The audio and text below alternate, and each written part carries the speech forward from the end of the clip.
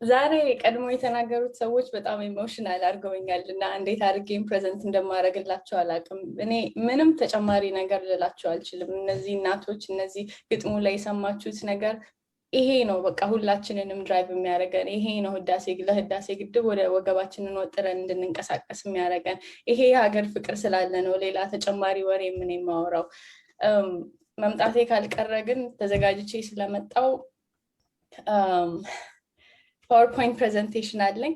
ስለዚህ እስካሁን ካየነው ሀገር ፍቅር ለህዳሴ ግድብ ካለን የተቆርቋሪነት እንዲሁ በሀገር ፍቅር ስሜት ከምናደርገው ነገር በተጨማሪ ለሀገራችን ስንከራከር ምክንያታዊነት ላይ ተመሰረተ በእውቀት ላይ የተደገፈ እንዲሆን አንዳንድ መሰረታዊ ብዬ ያሰብኳቸውን ነገሮች ለእናንተ ለማካፈል ነው የመጣሁት እና ኤነርጂ እንደሌላው ጊዜ ባይሆን ዛሬ ትታገሱኛላችሁ።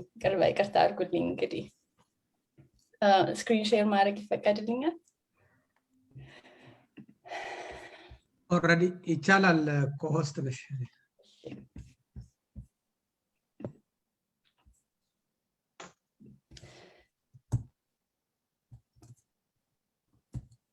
እሺ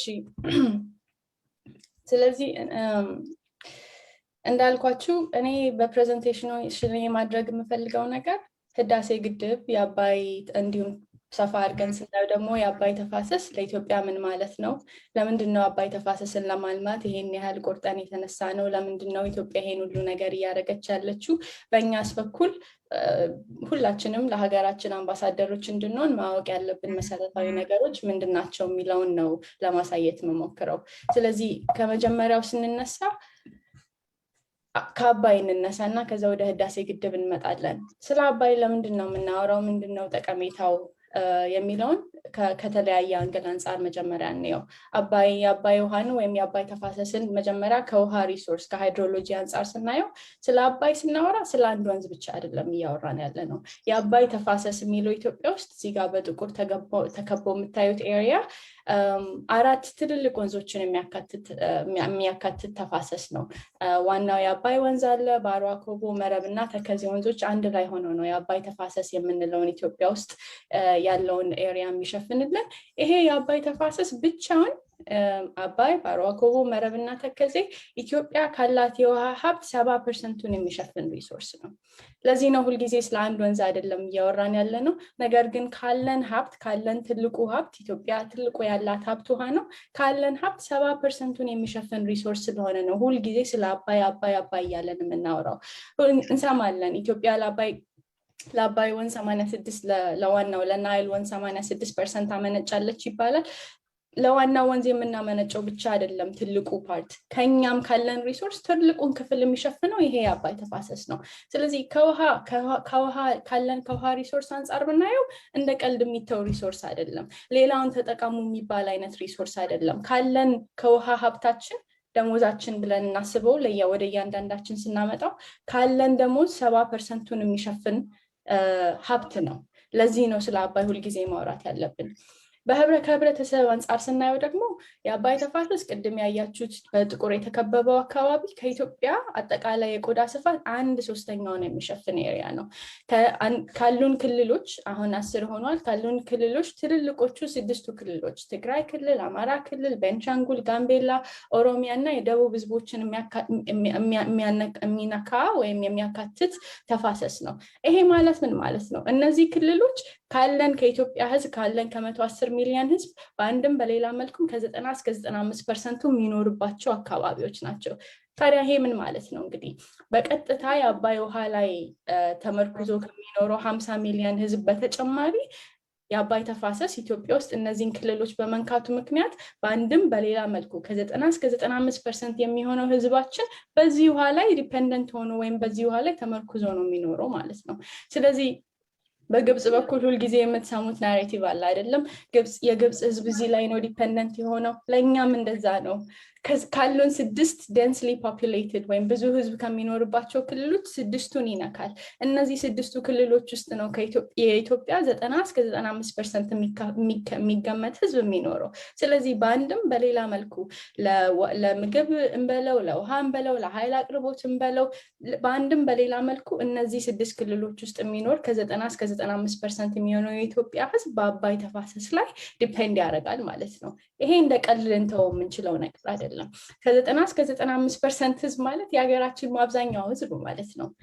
ከኢኮኖሚ አንጻር ወይም ሀገራችን ካላት ፖቴንሻል አቅም አንጻር ብናየው ደግሞ ቀደም ብዬ እንደነገርኳችሁ ካለን የውሃ አቅም 70%ን ካለን የሃይድሮ ፓወር ወይም ይሄ በውሃ ኃይልን ከማመንጨት ያለን ፖቴንሻል ደግሞ 2/3። ኢትዮጵያ ጥሩ ሀገር ናት። መልክዓ ምድሯ ይመቻል፣ ብዙ ውሃ አለ። ስለዚህ ለሃይድሮ ፓወር በውሃ ኃይልን ለማመንጨት ትልቅ ፖቴንሻል አለ። እስከ 45,000 ሜጋዋት የሚገመት ማለት ነው። ከዚህ ውስጥ 2/3 የሚገኘው የአባይ ተፋሰስ ነው። 30,000 ሜጋዋት የማመንጨት አቅም ያለው የአባይ ተፋሰስ ውስጥ ነው። ሃይድሮ ፓወር ፖቴንሻል ብቻም አይደለም። የመስኖ አቅማችንን ብናይ ኢትዮጵያ ውስጥ ካለው አጠቃላይ የመስኖ አቅም በመስኖ ሊለማ ከሚችል መሬት ውስጥ 2/3 እንደገና እዚሁ አባይ ተፋሰስ ውስጥ ነው ያለው። ስለዚህ ለዚህ ነው ይሄን አባይ ተፋሰስ ሳናለማ ይሄንን ትልቅ ሪሶርስ ሳንጠቀም ኢትዮጵያችንን ወደፊት ማራመድ አንችልም። ለዚህ ነው 10 ጊዜ ደጋግመን አባይ የምንለው። ለዚህም ነው ህዳሴ ግድብን መስራት፣ ህዳሴ ግድብን መጨረስ የመኖርና ያለመኖር ኤግዚስተንሻል ለኛ የህልውና ጉዳይ ነው የምንለው ማለት ነው። ከዛም ባሻገር ከኢኮኖሚው ከህብረተሰብ ከውሃ አቅርቦት ባሻገር ደማችን ውስጥ ያለ ነገር ነው። ታሪካችንን የቃኘ ነገር ነው የአባይ ተፋሰስ። ኢትዮጵያ ሲባል ልክ አክሱም፣ ላሊበላ እንደምንለው ለሀገራችን ላንድማርክ ይሄ ተምሳሌት የሆነ ነገር ነው። ኢትዮጵያ ብላችሁ ጉግል ብታደርጉ ከምታገኛቸው የመጀመሪያ ምስሎች ውስጥ የጢስ አባይ ፏፏቴ ይገኝበታል። ምስላችን ነው ኢሜጃችን ነው out there in the world። ከዛ ባሻገር ቀደም ብለው ግጥሞች ውስጥም የእናቶችም ንግግሮች ሰምታችሁታል። ሙዚቃችን ውስጥ አለ፣ አርት ውስጥ አለ፣ ፎክሎራችን ውስጥ አለ፣ ሂስትሪያችን ኢቭን የጦርነት ታሪካችንን የቃኘው የአባይ ውሃ አጠቃቀም አባይና እንዲሁ በሰፊው የኢትዮጵያ የውሃዎች አጠቃቀም ነው ታሪካችንን ራሱ የቃኘው። ከሌሎች ሀገሮች ጋር ያለንን ሪሌሽንሽፕ፣ ጦርነቶቻችንን፣ ወዳጆቻችንን ሁሉ የሚቃኘው ይሄ ኢትዮጵያ ያለን የውሃ ሪሶርስ ነው። ስለዚህ እንደ ቀልድ ዝናባችሁን ተጠቀሙ ወይም ሌሎች ወንዞቻችሁን ተጠቀሙ የሚባል ዲስሪጋርድ ሊደረግ የሚችል ሪሶርስ አይደለም። ትልቅ ሪሶርስ ነው። አባይን መጠቀምና አለመጠቀም ለኢትዮጵያ የመኖርና ያለመኖር ጉዳይ ነው የምንለው አባባሉ ስለሚያምር ወይም ግብጾችን ኮፒ ለማድረግ አይደለም። የእውነት ለእኛም ኤግዚስተንሻል የህልውና ጉዳይ ስለሆነ ነው። ለዚህ ነው አሁን ህዳሴ ግድብ ይሄ አንድ ግድብ በጣም ኢምፖርታንት የምትሆነው ወይም በጣም ጠቃሚ የምትሆነው የአባይ ተፋሰስን ለማልማት መንገድ ስለሚከፍት ነው። ስለ ህዳሴ ግድብ ቤሲክ ነገሮችን እተዋለሁ።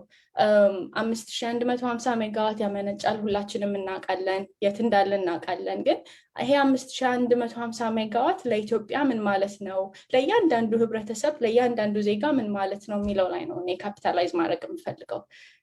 የህዳሴ ግድብ ለኢትዮጵያ ማለት መሰረታዊ የሆኑ ሰብአዊ መብቶችን ማሟያ ነው። ምግብ፣ ውሃ፣ ኃይል አቅርቦት፣ የትምህርት አቅርቦት፣ የጤና አቅርቦት፣ እነዚህ የመሳሰሉትን በሌላው ዓለም እንደ 2 ጊዜ እንኳን የማናስባቸውን ነገሮች ላይክ ቤሲክ መሰረታዊ የሆኑ ነገሮችን ለኢትዮጵያችን የምናሟላበት ፕሮጀክት ነው።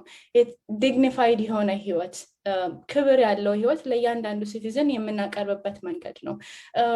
ህዝባችንን ፕሮዳክቲቭ፣ ኢኮኖሚያችንን ፕሮዳክቲቭ የምናደርግበት ፕሮጀክት ነው። ከኛም አልፎ ከኢትዮጵያችን አልፎ ሌላ ዙሪያችን ላሉ ሀገሮች ጎረቤቶች በረከቱ የሚተርፍ በኢኮኖሚ የሚያስተሳስረን ሰላማችንን እንደሚጠብቅልን ከዛም በኋላ ደግሞ ተመልሶ የራሳችን ኢኮኖሚ ውስጥ ገብቶ ሲክሊካል የሆነ ሪተርን የሚኖረው ፕሮጀክት ነው። ለዚህ ነው ስለ ህዳሴ ግድብ የምናወራው። ለዚህ ነው ህዳሴ ግድብን የምንደግፈው ማለት ነው። ናው ህዳሴ ግድብ 5000 ሜጋዋት ያመነጫል። 5000 ሜጋዋት ኃይል ትልቅ ኃይል ነው። ኢትዮጵያ ውስጥ ያሉትን ግድቦች አሁን ብታያቸው ወደ 14 አካባቢ ግድቦች አሉ። ከግልገል ጊቤ 3 በስተቀር 1870 ሜጋዋት ያመነጫል። ሌሎቹ በሙሉ 400፣ 300፣ 600 እንደዚህ ነው የሚያመነጩት። አንድ ህዳሴ ግድብ ብቻውን 5000 ሜጋዋት ሲያመነጭ አሁን ካለው ኢትዮጵያ ካላት የኃይል አቅርቦት ብቻውን እጥፍ ነው የሚያደርገው። ኢትዮጵያ ውስጥ ኦልሬዲ አሁን 4300 አካባቢ 4280 4300 አካባቢ ሜጋዋት ነው አሁን ባለን ግድቦች በሙሉ የምናመነጨው ኃይል። ህዳሴ ግድብ ብቻውን 5000 ሜጋዋት ነው የሚያመነጨው። ከእጥፍ በላይ ነው የሚያሳድገው ያለንን የኃይል አቅርቦት። ይህን ያህል ኃይል 5000 ሜጋዋት ኃይል የትኛውም ኢኮኖሚ ውስጥ ቢገባ ጠቃሚ ነው። በተለይ ግን እንደ ኢትዮጵያ ያለ ኢኮኖሚ ውስጥ ሲገባ 5000 ሜጋዋት ማለት ምን ማለት ነው? አሁን ኢትዮጵያ ውስጥ የኤሌክትሪሲቲ ኮቨሬጃችን ወይም ኤሌክትሪሲቲ አክሰሳችን 48% ነው። ምን ማለት ነው? ከግማሽ በላይ ህዝባችን አሁንም በጨለማ ነው የሚኖረው። ቅድም የተነሳው ቁጥር 65 ሚሊዮን ኢትዮጵያውያን አሁንም መብራት የላቸውም። የንጹህ ውሃ አቅርቦት ከዚሁ ጋር ተያይዞ የሚመጣ የጤና አጠባበቅ የሳኒቴሽን አቅርቦት 1/3 ነው። 30% ነው። በምግብ ሴኩሪቲ እጥረት ምክንያት 8 ሚሊዮን ህዝብ በየአመቱ ይራባል። የውሃ ሴኩሪቲ የለንም፣ የውሃ ዋስትና የለንም፣ የኃይል ዋስትና የለንም። ወጣቶቻችን ይማራሉ፣ ስራ የላቸውም። ዲግኒቲ ክብር ያለው ህይወት የለም። ለህዝቦቻችን ማቅረብ አንችልም። የትምህርት አክሰስ ማቅረብ አንችልም። የጤና አክሰስ ማቅረብ አንችልም። ደን ይጨፈጨፋል። ምክንያቱም ሰዎች ሌላ ኦልተርኔቲቭ የኃይል ማመንጫ መንገድ ስለሌላቸው እንጨት ወደ መልቀም ዛፍ ወደ መቁረጥ ነው የሚሆኑት። እንደዚህ የኖርንባት ባለችው ሀገር ውስጥ 5000 ሜጋዋት ማለት ምን ማለት ነው ለኢትዮጵያችን? እንግዲህ አሁን ኢትዮጵያ ውስጥ ባለው የኑሮ ኳሊቲ ኦፍ ላይፍ የኑሮ መጠን በአመት 70 ኪሎዋት አወር ኃይል ነው የምንጠቀመው። ይሄ ማለት አብዛኛው ሰው ቴሌቪዥን የለውም፣ ሬዲዮ የለውም፣ የስልክ የለውም፣ ስቶቭ የለውም። ይሄ ቤሲክ ሌላ ቦታ ላይ ቤሲክ የሚባሉ ነገሮች የላቸውም። ለዛ ነው አሁን ይሄ የምናየው ቁጥር በጣም ትንሽ የሆነው። ለኮምፓሪዝን እንዲመቸን ግብፅን እንየ። ግብፅ ውስጥ በአመት አንድ ሰው ወደ 1500 ኪሎዋት አወር ኃይል ይጠቀማል። የኢትዮጵያ 70 ነው። ልዩነቱ ይታያችሁ። እቺን 70 ኪሎዋት አወር ወደ 220 ብናሳድግ ኢትዮጵያ ውስጥ ከተወሰኑ አመታት በኋላ የህዳሴ ግድብ ኢኮኖሚያችን ውስጥ ገብቶ 71 ሚሊዮን ቤቶች መብራት ማድረስ እንደማለት ነው። ከህዳሴ ግድብ የሚመጣው ኃይል ለ71 ሚሊዮን ቤቶች የኤሌክትሪሲቲ አቅርቦትን እንደማዳረስ ካልሆነ 25 ትልልቅ ኢንዱስትሪ ፓርኮችን ፓወር ማድረግ የሚችል አቅም ያለው ወይ ደግሞ እንዲሁ ለጎረቤት ሀገሮችን ሽጠው ብንል በየአመቱ $1 ቢሊዮን የሚያመጣ ፕሮጀክት ነው። ያ ነው የህዳሴ ግድብ ጥቅም። 5000 ሜጋዋት እንደ ኢትዮጵያ ላለ ሀገር ውስጥ ይሄን ያህል ጥቅም ነው የሚኖረው። 71 ሚሊዮን ቤቶችን ፓወር ማድረግ ማለት የኤሌክትሪሲቲ አክሰሳችንን አሁን ካለበት ከ48% በጣም በትልቁ ከፍ የሚያደርግልን መጠን ነው ማለት ነው። $1 ቢሊዮን በየአመቱ ለኢትዮጵያ ኢኮኖሚ ትልቅ ፎሬን ከረንሲ ትልቅ ቤኔፊት ነው የሚሆነው። 25 ኢንዱስትሪ ፓርኮች ኢትዮጵያ ውስጥ ያለውን የኢንዱስትሪ እንቅስቃሴ እናያለን። በሙሉ አቅማቸው መንቀሳቀስ አይችሉም፣ ምክንያቱም የኢንተርሚተንት ኤሌክትሪሲቲ አክሰስ በቂ የሆነ ኤሌክትሪሲቲ አክሰስ ስለማያገኙ። ተጨማሪ የታሰቡ ፕላንድ ኢንዱስትሪ ፓርክስ አሉ። እነሱን ሁሉ የማንቀሳቀሻ ሞተር ነው የሚሆነው ማለት ነው። ቅድም ያነሳ ነው ሰዎች ኤሌክትሪሲቲ አክሰስ ስለሌላቸው ኤሌክትሪሲቲ አቅርቦት ስለሌላቸው ደን ወደ መጨፍጨፍ እንጨት ቅጠል ወደ መቁረጥ እንደሚሄዱ አውርተናል። ኢትዮጵያ ውስጥ ንጹህ አዋጪ የሆነ ኃይልን ለሁሉም ሰው በማዳረሳችን በአመት ከ11 ሚሊዮን ቶን ግሪንሃውስ ጋስስ የምንላቸው የአየር ንብረት ለውጥን የሚያባብሱ ጋሶችን ወደ አየሩ ኤሚት ከመደረግ እናስቆማለን። ይሄ ማለት ምን ማለት ነው? የ2.3 ሚሊዮን መኪኖችን ኤሚሽን ከ2.3 ሚሊዮን መኪኖች የሚወጣውን ኤሚሽን እንደመቀነስ ማለት ነው። በየዜናው የምንሰማው ክላይሜት ቼንጅ፣ የክላይሜት ቼንጅን ኢምፓክት እንቀንስ፣ ዲፎሬስቴሽን እንከላከል፣ ደን መጨፍጨፍን እንከላከል ለሚለው አጀንዳ የህዳሴ ግድብ ትልቅ ቤኔፊት ነው የሚኖረው። 11 ሚሊዮን ቶን ኦፍ ግሪንሃውስ ጋስስ በአመት ወደ አየር ንብረቱ እንዳይሄድ መከላከል ማለት ትልቅ ቤኔፊት ነው የሚሆነው ማለት ነው። ከአሳ አቅርቦት አንጻር ማየት እንችላለን። ከህዳሴ ግድብ ጀርባ የሚኖረው ትልቅ አርቲፊሻል ሐይቅ፣ ሰው ሰራሽ ሐይቅ ሰምታችሁት ከሆነ አላቅም፣ የጣናን ሐይቅ 2 እጥፍ ነው የሚሆነው። ትልቅ ሳይዝ ነው የሚኖረው። ከዚህ ሐይቅ በየአመቱ 7000 ቶን የአሳ ምርት ይጠበቃል። 7000 ቶን ለኮምፓሪዝን እንዲሆነን እንደገና አሁን ከሁሉም ግድቦቻችን ያለን የአሳ የማምረት አቅም በአመት ወደ 4400 ቶን አካባቢ ነው። ህዳሴ ግድብ ይሄንን በ160% ነው የሚያስጨምረው። ኢትዮጵያ ውስጥ የአሳ ፕሮዳክሽን ብዙም ትልቅ አይደለም። ነገር ግን የህዳሴ ግድብ ከሌሎቹ ግድቦች ጋር ካለው የአሳ ፕሮዳክሽን ጋር ተጨምሮ ትልቅ ኢንዱስትሪ የመሆን አቅም አለው ማለት ነው። እስካሁን ያወራኋቸው ነገሮች ቀጥታ ከግድቡ የምናገኛቸው ናቸው። ኃይል፣ አሳ ምርት እንዲሁም የክላይሜት ቼንጅ ኤሚሽን። ነገር ግን የኃይል አቅርቦት ንጹህ ኃይልን ወይም ኤሌክትሪሲቲን በየቤቱ ማዳረስ ወይም በቂ ኃይልን ኢትዮጵያ ውስጥ እንዲኖር ማድረግ መብራት በማግኘት ብቻ የሚገደብ ነገር አይደለም።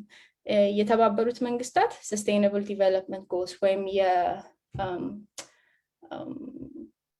አማርኛው ይጠፋኛል፣ ሰስቴይነብል ዲቨሎፕመንት ጎልስ ብሎ በ2030 ዓለም ሁሉ እንዲደርስባቸው የሚፈልጋቸው ግቦች አሉ። እነዚህ 17 ግቦች ድህነትን ማስወገድ፣ ረሃብን ማስወገድ፣ ጤናን ማስጠበቅ፣ ኤጁኬሽን አክሰስን ማስጠበቅ፣ የጾታ እኩልነትን ማረጋገጥ፣ ንጹህ ውሃና ሳኒቴሽንን ለሁሉም ሰው ማድረስ፣ ንጹህ ኃይልን ለሁሉም ሰው ማድረስ፣ ዲሰንት ስራና ኢኮኖሚክ ግሮትን በየሀገሩ ማስፋፋት፣ ኢንዱስትሪዎችን ማስፋፋት፣ በሰዎች መካከል ያለውን የኑሮ ኢንኢኳሊቲ የኢንካም ኢንኢኳሊቲ መቀነስ፣ ሰስቴይነብል የሆኑ በንጹህ ኃይል ላይ ራን የሚያደርጉ ከተሞችን መመስረት፣ እንደዚህ ያለ 17 ግቦች አሉ። የህዳሴ ግድብ የኃይል አቅርቦትን በለው ግን ለኢትዮጵያችን አሁን ስለ ህዳሴ ግድብ የምናገኘው ኃይል እያንዳንዱን እነዚህ 17 ጎሎችን እያንዳንዱን አቺቭ እንድናደርግ መንገዱን ይከፍትልናል ማለት ነው። አንድም ሁለትም ሶስትም ስቴፕ ወደፊት ያስኬደናል። ኃይል ማግኘት እንዴት ከነዚህ ጋር እንደሚያያዝ ራፍሊ ነው ጊዜ እንዳልወስድ። ኤሌክትሪሲቲ አክሰስ በየቤቱ አለ ማለት ምን ማለት ነው? ከቀናቸው በጣም ብዙ ጊዜ ወስደው እንጨት ለመልቀም ውሃ ለመቅዳት የሚሄዱት ሴቶች አክሰስ ስለሌላቸው በየቦታው የሚሄዱ ሴቶች አንደኛ ትምህርት ቤት ለመሄድ እድሉን ይሰጣቸዋል። ሁለተኛ ትምህርት ቤት ሄደውም የተሻለ ፐርፎርማንስ እንዲኖራቸው መንገዱን ይከፍትላቸዋል። ኳሊቲ ኤጁኬሽን የሚለውን አሟላን ማለት ነው። ቅድም ግጥሙም ላይ ሰማችሁት ነገር አለ። ብዙ ሆስፒታሎች አሉ ህንፃው ብቻ ቁጭ ብለው በኤሌክትሪሲቲ አክሰስ ምክንያት ፋንክሽናል መሆን የማይችሉ ህንፃዎች ማለት ነው። ኤሌክትሪሲቲን በኢትዮጵያ እያንዳንዱ ጫፍ ላይ ማድረስ ቻለን ማለት እነዚህ ተቋማት የሄልት ኬር ተቋማት በሙሉ አቅማቸው ለህዝቡ የሄልት ኬርን እንዲያደርሱ ማድረግ እንችላለን ማለት ነው። ሌሎችንም ዲቨሎፕ ማድረግ እንችላለን። ኤሌክትሪሲቲ አክሰስ ካለ ፓምፖችን ለመስኖም ለመጠጥ ውሃ ማውጫም ማስፋፋት እንችላለን። ይሄ ከምግብ ሴኪሪቲም ከውሃ ዋስትናም ጋር በቀጥታ ይገናኛል። ኢንዱስትሪ ካለ አሁን ኦልሬዲ ያሉን ኢንዱስትሪዎች በሙሉ አቅማቸው መንቀሳቀስ ይችላሉ። ተጨማሪ ኢንዱስትሪዎችንም መሳብ እንችላለን። ኢንዱስትሪና ኢኖቬሽንን አስፋፋን ማለት ነው። ከኢንዱስትሪዎች ጋር ተያይዞ አብሮ የሚመጣ ጆብ ኦፖርቹኒቲ ወይም ይሄ ስራ ፈጠራ የምንለው ነገር አለ። የተማሩ ወጣቶች ከኢንዱስትሪ ጋር ተገናኙ ማለት ደግሞ ያ ኢኖቬሽንን በጣም ቡስት የሚያደርግ ነገር ነው። ስለዚህ ኢንዱስትሪ ኢኖቬሽን እና ኢንፍራስትራክቸር የሚለውን ቼክ አደረግን። ለወጣቶቻችን ዲሰንት ጆብ ኢኮኖሚክ ግሮት ይህንንም ቼክ አደረግን ማለት ነው። ኢትዮጵያ ካላት ኃይል አብዛኛው ከ90% በላይ የሚሆነው ከሃይድሮ ፓወር ከውሃ ከግድቦቻችን የሚመነጭ ኃይል ነው የምንጠቀመው። ኦልሬዲ ኢትዮጵያ ንጹህ የሆነ ኃይል ላይ ነው ራን የምታደርገው። የህዳሴ ግድብ ይሄንን የኃይል ፑል ወይም የኤነርጂ ፑል እጥፍ በማድረጉ ምክንያት ከተሞቻችን በንጹህ ኃይል ላይ ነው የሚንቀሳቀሱት። ቤቶቻችን፣ ኢንዱስትሪዎቻችን በንጹህ ኃይል ላይ ነው የሚንቀሳቀሱት ማለት ነው።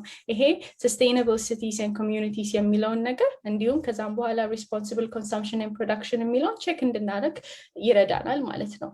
በንጹህ ኃይል ላይ ተንቀሳቀሰን ከሃይድሮ ፓወር በሚመጣ ኃይል ላይ ተንቀሳቀሰን ማለት ምን ማለት ነው? ነዳጅ በማቃጠል ይሄ ፎሲል ፊውል ወይ እንጨት በማቃጠል ወደ አየር ንብረት ውስጥ ኤሚት የምናደርገውን ነገር እንቀንሳለን ማለት ነው።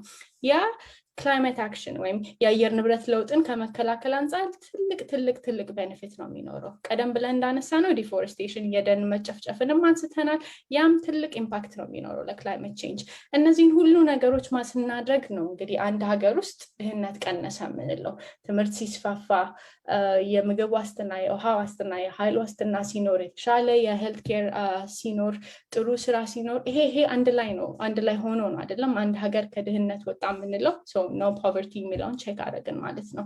የእነዚህ ሁሉ ነገሮች ኢምፓክት ህይወትን ላይፍ ኦን ዋተር ከውሃ በላይም ከውሃ በታችም ያለውን ህይወት አየር ንብረታችንን ኤንቫይሮንመንታችንን አካባቢያችንን የተሻለ ህይወት እንዲኖር ያደርገዋል ማለት ነው።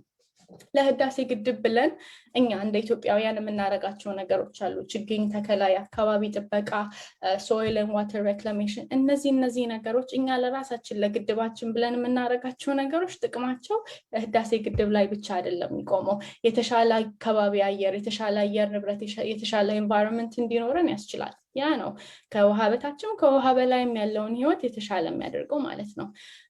በሀገሮች መካከል ያለውን ግንኙነት እያየን ነው አይደለም? በኢትዮጵያ፣ ግብጽ፣ ሱዳን መካከል ያለውን ዲስከሽን እናያለን። ህዳሴ ግድቡን ተመልክቶ ሌሎችም የአፍሪካ ሀገሮች ፍትሃዊና ምክንያታዊ ተጠቃሚነትን አሁን እንደ አጀንዳ ይዞ መነጋገር ጀምረዋል። ይሄ 16 እና 17ኛዎቹን ጎሎች ጠንካራ የሆኑ አፍሪካዊ ተቋማት እንዲኖሩን በሀገሮች መካከል መተሳሰር እንዲኖር ትልቅ መሰረት ይከፍታል። ስለዚህ አሁን ይሄ እንዲሁ በወፍ በረር ያየ ነው ህዳሴ ግድብ እንዴት እያንዳንዱን ኤስዲጂ ጎልስ 17ቱንም ኤስዲጂ ጎልስ በአንድም በሌላ መልኩ አቺቭ እንድናደርግ እንደሚረዳን ነው። ስለዚህ የህዳሴ ግድብ ጠቀሜታው ለኢትዮጵያ ብቻ አይደለም፣ ለእኛ ግልጽ ነው ጥቅሙ።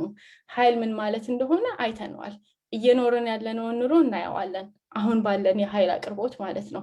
ያ የኃይል አቅርቦት እጥፍ ሲሆን እንግዲህ ጀስት ማሰብ ነው፣ ቀላል ነው። ይሄን ያህል እየተንቀሳቀሰች ያለችው ኢትዮጵያ በ4300 ሜጋዋት ነው። ከ10,000 በላይ ሜጋዋት፣ ከእጥፍ በላይ ሜጋዋት አቅም ሲኖረን ምን ያህል መንቀሳቀስ እንደምንችል ማሰብ ከባድ አይደለም። ግን ለኛ ብቻ አይደለም ጠቀሜታው፣ ከኛ አልፎ ለጎረቤቶቻችን፣ ከጎረቤት አልፎ ለአፍሪካ፣ ከአፍሪካ አልፎ ኢንተርናሽናል ጎሎችን ሳይቀር አቺቭ ለማድረግ የሚያስችል ፕሮጀክት ነው። የናይል ተፋሰስ ውስጥ ኦልሞስት 500 ቢሊዮን ወደ 500 ሚሊዮን 460 ሚሊዮን ህዝብ ይኖራል። እንግዲህ ሰስቴይነብል ዲቨሎፕመንት ጎልስ ወይም የሰስቴይነብል ዲቨሎፕመንት ጎልስን ለኢትዮጵያ እንዲሁም ለአካባቢው ሀገሮች እንዲዳረስ ማድረግ ማለት እነዚህን ግማሽ ቢሊዮን ህዝብ ወደፊት ማንቀሳቀስ ማለት ነው። there is no way ዓለም አቀፍ ጎሎችን ማሳካት የምንችለው without እዚህ እኛ አካባቢ ያለውን ህዝብ ማንቀሳቀስ አንችል። ስለዚህ ወደድንም ጠላንም የኢንተርናሽናል ተቋማትም ይሄንን ፕሮጀክት የመደገፍ ግዴታ አለባቸው፣ የራሳቸውን አጀንዳም ስለሚያሟላላቸው ማለት ነው። ለዚህ ነው እንግዲህ የህዳሴ ግድብ ጠቀሜታ ከኛ አልፎ ከጎረቤቶቻችን አልፎ ዓለም አቀፍ ኢምፕሊኬሽን የሚኖረው ማለት ነው። እንዲሁ ለማየት ያህል ለጎረቤቶቻችን ምን አይነት ጥቅም ነው ያለው ህዳሴ ግድብ የሚለውን ለማየት እናውቀዋለን። የአባይ ወንዝ በጣም ሲዝናል የሆነ ወንዝ ነው አይደለም? ከነስሙ ጥቁር አባይ ነው የሚባለው። በክረምት ብቻ የሚመጣ ወንዝ ነው። በደለል የተሞላ ወንዝ ነው። የህዳሴ ግድብ መኖር ለነዚህ የታችኞቹ ተፋሰስ ሀገሮች አንድም አመቱን ሙሉ የተመጠነ ውሃ እንዲደርሳቸው ያደርጋል። ይሄ ማለት ምን ማለት ነው? የተሻለ የኃይል አቅርቦት ይኖራቸዋል፣ የተሻለ የመስኖ አቅርቦት ይኖራቸዋል። እነዚህ የታችኞቹ ተፋሰስ ሀገሮች ምንም አይነት ተጨማሪ ኢንቨስትመንት ከነሱ በኩል ሳይመጣ ማለት ነው። ቅድም ያነሳ ነው የደለል ጉዳይ አለ፣ ጥቁር አባይ ከነስሙ ማለት ነው። ይሄ ደለል ሄዶ የሚጠራቀመው የት ነው? የግብፅና የሱዳን ግድቦች ውስጥ ነበረ።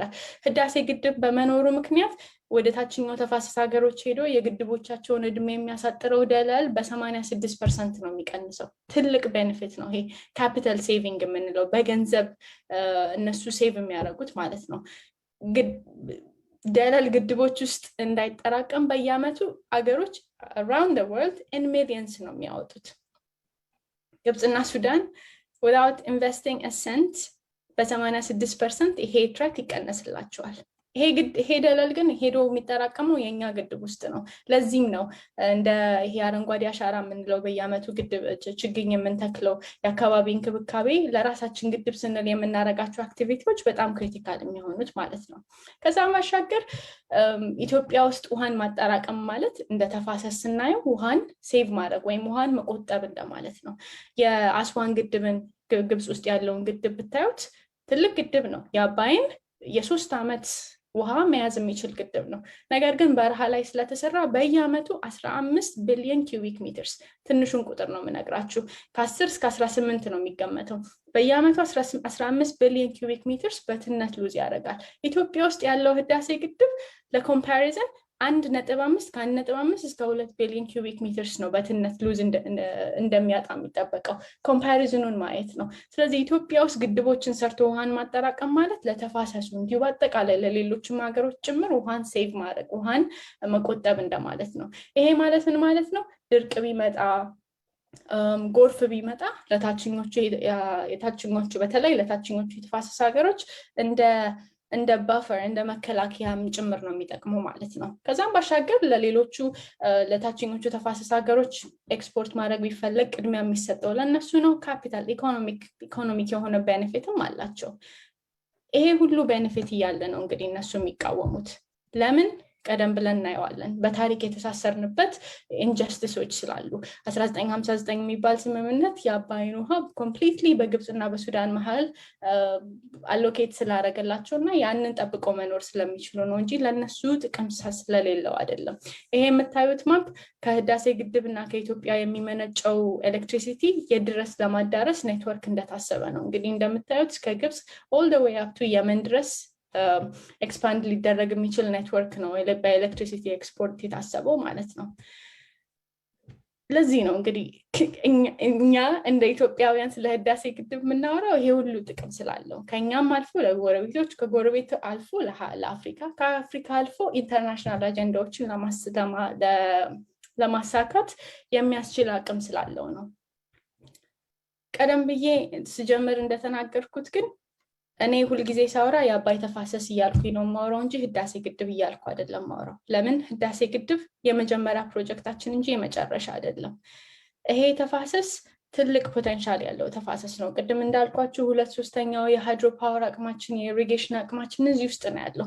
2/3 የውሃ አቅማችንም እዚህ ውስጥ ነው ያለው። ሌላች ገና የታሰቡ ብዙ ፕሮጀክቶች አሉ። እዚህ ማፕ ላይ እንደምታዩት መንዳያ፣ ማቢል፣ በኮዋቦ፣ ካራዶቢ እየተጠኑ ያሉ ፕሮጀክቶች ናቸው እነዚህ።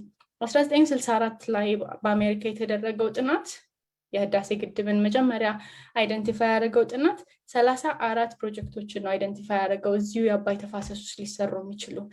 ገና እንቀጥላለን። መቀጠል የአባይ ተፋሰስ ውስጥም ብቻም አይደለም። እዚህ ጋር ያለውን ምስል ብትመለከቱት ኢትዮጵያ ካሏት 12 ትልልቅ ወንዞች ውስጥ ከአንደኛው ከአዋሽ ወንዝ በስተቀር ሁሉም ድንበር ተሻጋሪ ናቸው። ይሄ ማለት ምን ማለት ነው? ከኢትዮጵያ ይነሳሉ ወደ ሌሎቹ ጎረቤቶች ሀገሮች ይሄዳሉ ማለት ነው፣ ልክ እንደ አባይ። ስለዚህ ሌሎቹንም ወንዞቻችንን ማልማት ስንፈልግ ልክ አሁን የአባይ ግድብ ውስጥ እየገባንበት እንዳለው አይነት ችግር ውስጥ መግባታችን አይቀርም። ለምን? ሁሉንም ወንዞቻችንን ከጎረቤት ጋር ስለምናጋራ። ሌላው ነገር ደግሞ ምንድነው? የኢትዮጵያ ወንዞች በጣም ሲዝናል ወንዞች ናቸው። የ3 እና የ4 ወር ወንዞች ናቸው። በክረምት ከሰኔ ሐምሌ መጥተው መስከረም ጥቅምት ላይ ይሄዳሉ ማለት ነው።